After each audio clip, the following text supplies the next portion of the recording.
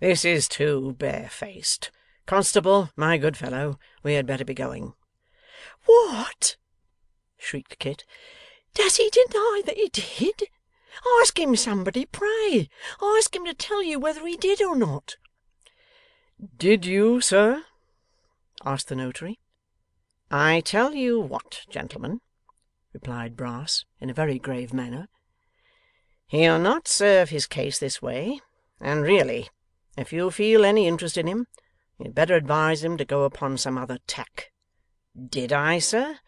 Of course I never did.' 'Gentlemen!' cried Kit, on whom a light broke suddenly. 'Master, Mr Abel, Mr Witherden, every one of you, he did it. What I have done to offend him, I don't know, but this is a plot to ruin me.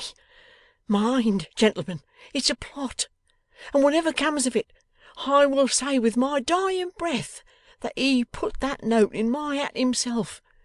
Look at him, gentlemen. See how he changes colour. Which of us looks the guilty person, he or I?' 'You hear him, gentlemen?' said Brass, smiling. 'You hear him.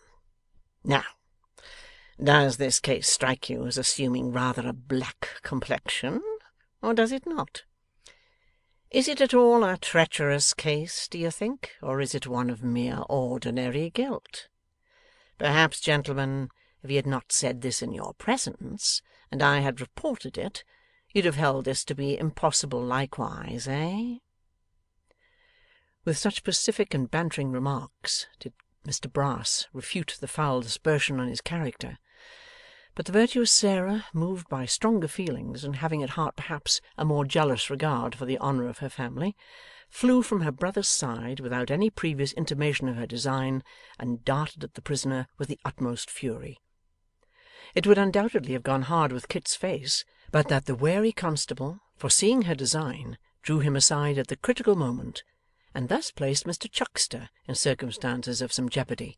For that gentleman happening to be next the object of Miss Brass's wrath, and rage being, like love and fortune, blind, was pounced upon by the fair enslaver, and had a false collar plucked up by the roots, and his hair very much dishevelled, before the exertions of the company could make her sensible of her mistake.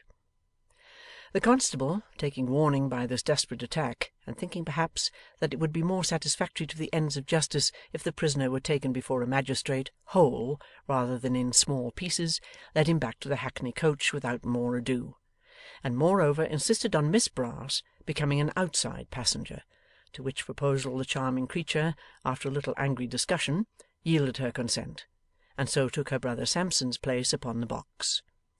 Mr Brass, with some reluctance, agreeing to occupy her seat inside. These arrangements perfected, they drove to the justice room with all speed, followed by the notary and his two friends in another coach.